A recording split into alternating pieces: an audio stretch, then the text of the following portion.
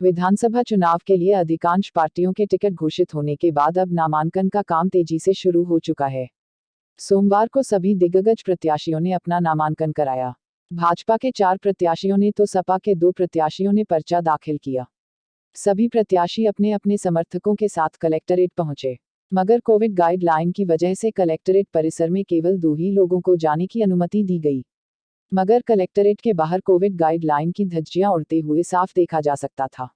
उधर नामांकन की वजह से पुलिस ने कलेक्ट्रेट की ओर जाने वाले रास्तों को भी ब्लॉक कर दिया। केवल दुपहिया वाहनों को ही जाने की अनुमति दी जा रही थी। आज सबसे पहले कैंट विधानसभा से भाजपा के प्रत्याशी संजीव अग्रवाल कलेक्ट्रेट पहुंचे। उनके साथ मेयर डॉक्टर उमेश गौतम भी मौजूद थे। उनका पर्चा दाखिल होने के बाद शहर विधानसभा से भाजपा के प्रत्याशी डॉक्टर अरुण कुमार पहुंचे। इसके बाद बिथरी विधानसभा डॉक्टर राघवेंद्र शर्मा ने अपना पर्चा दाखिल किया। उनके साथ आंवला सांसद धर्मेंद्र कश्यप की बेटी कीर्ति कश्यप भी पहुंची थी। उन्होंने राघवेंद्र शर्मा को वोट करने की अपील की है। इसके बाद नवाबगंज विधानसभा सीट से सपा के भगवत सरन गंगवार ने अपना नामांकन कराया।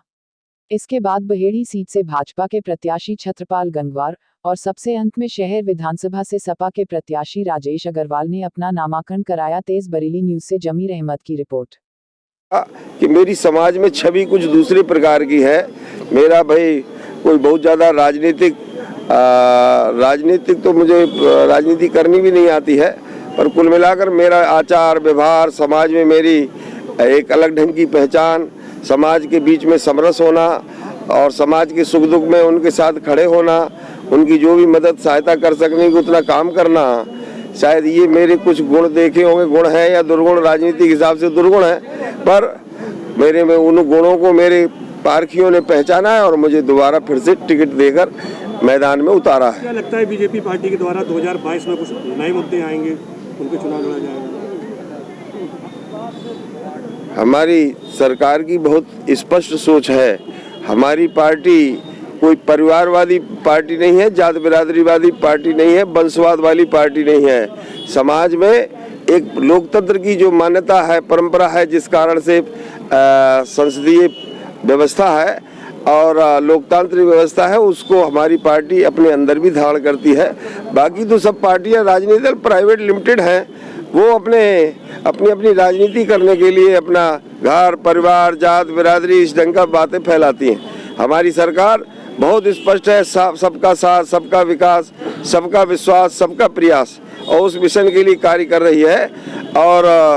और एक बड़ा सपना है हमारे सरकार के, हमारे नेताओं के मस्तिष्क में, इस देश को दुनिया का नंबर 1 बनाना, और बहुत जल्दी दुनिया का नंबर बनेगा। उत्तर प्रदेश बड़ा प्रदेश है और इसके नाते से हमारे लोकप्रिय मुख्यमंत्री, उनका जो मार्गदर्शन और जिस ढंग से उन्होंने अपनी कार्यशैली के द्वारा जनता के दिलों को जीता है, वो बहुत स्पष्ट है कि एक बहुत बड़े बहुमत की सरकार फिर से दोबारा माननीय योगी जी के नेतृत्व में आने वाली है। क्या लगता है बहेड़ी विधानसभा में आप अपनी टक्कर किससे मानते हैं, कौन सी पार्टी से? मैंने बोला ना, कोई नहीं है टक्कर पे, क्यों पड़े हो चक्कर में, समझे। धन्यवाद।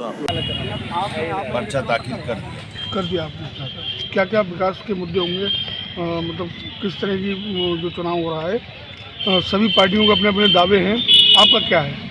125 कैंट विधानसभा से भारतीय जनता पार्टी का प्रत्याशी, भारतीय जनता पार्टी का नेतृत्व हमारे आदरणीय मुख्यमंत्री योगी आदित्यनाथ जी के पूरे उत्तर प्रदेश में विकास की धारा बह रही है। उसमें बरेली में भी संपूर्ण विकास हो रहा है स्मार्ट सिटी में, और हमारे मेयर साहब के उसमें भी विकास के लिए लगे हुए हैं। और उसके बाद भी विधानसभा में जनता के लिए जो भी ज़रूरत होगी वो विकास का कार्य हमेशा पूर्ण किया। ये पार्टी का विश्वास और जनता का विश्वास, जिसकी वजह से मुझे पार्टी ने तीसरी बार टिकट दिया और मुझे सेवा करने का मौका दिया, और मैं जनता की पूरी सेवा करूंगा, यही मेरा ध्येय है। इस योगी मोदी सरकार ने जितने काम किए हैं 5 साल में, उतने 50 साल में और सरकारें नहीं कर पाई। चाहे वो कोरोना काल में हर एक गरीब को, हर कार्ड होल्डर को राशन कार्ड मुफ्त देना कोई मामूली काम नहीं। 2 साल से हर एक को राशन दिया जा रहा है, कुछ महीनों तो डबल राशन तक दिया गया। हर एक के घर में बिजली है, बिजली पहले से बहुत बेहतर आ रही है। हर घर को पानी दिया जा रहा है। शहर के अंदर तो लगभग हर घर को पानी है। इसके साथ ही साथ मैं यही कहूँगा, आयुष्मान कार्ड बनवाए हैं, शौचालय बनवाए हैं,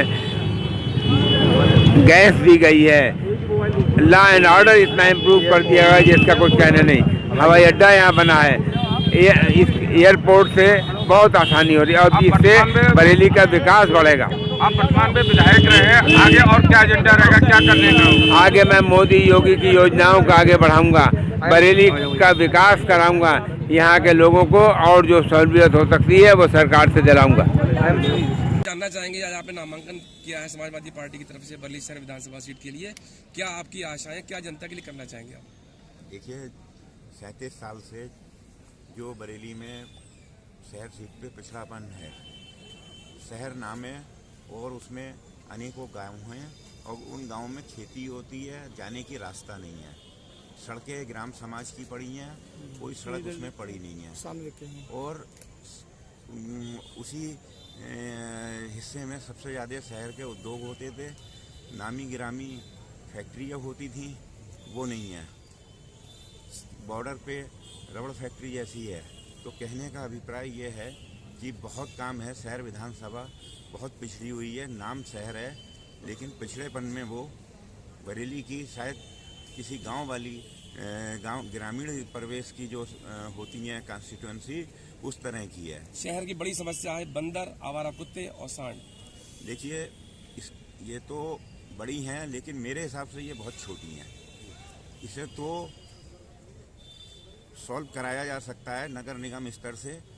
अब उसके पीछे जनप्रतिनिधि जो चुने जाते हैं, चाहे वो विधायक हों, सांसद हों, नगर निगम के उसी प्रकार सदस्य होते हैं जिस प्रकार एक आम पार्षद होता है। लेकिन वो लोग मीटिंग में नगर निगम की जो बोर्ड मीटिंग होती है उसमें इंटरेस्ट ना लेके उसके इलेक्शन में लेते हैं, जिसके कारण वो समस्याएं अलग से भी वो नगर आयुक्त से नहीं उठाते।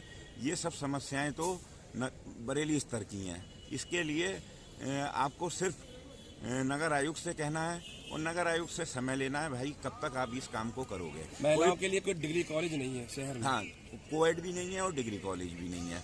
दोनों बनेंगे। दोनों की कार्रवाई के लिए यदि हमें मौका मिला तो हम हर संभव प्रयास करके अपने कार्यकाल में बनाएंगे।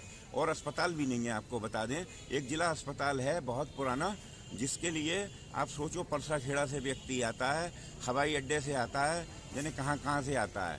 वो एक अस्पताल की भी वहाँ पे सख्त जरूरत है। ना तो शहर में ट्रॉमा सेंटर है, ना आईसीयू है। जी, ये सब चीज़ों के लिए कार्य किया जाएगा। बहुत कुछ है युवाओं के लिए, नौकरी के लिए आईटी हब बनवाने का प्रयास किया जाएगा।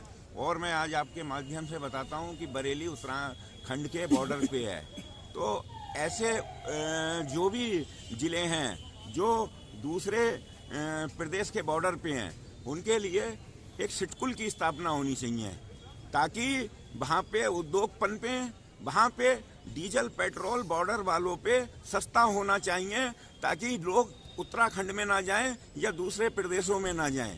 तो बहुत से विजन है मेरे।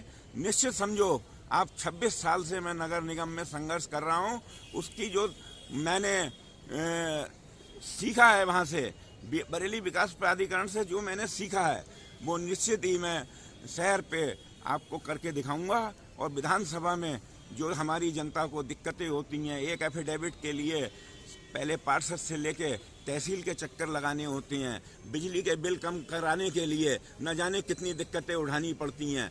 हर चीज़ आज आप आरटीओ ऑफिस ऑनलाइन हो गया है, लेकिन मैं जाता हूं क्योंकि मुझे दिक्कत महसूस हुई तो मैंने देखा ऑनलाइन नाम है, 3 जगह जाना पड़ता है।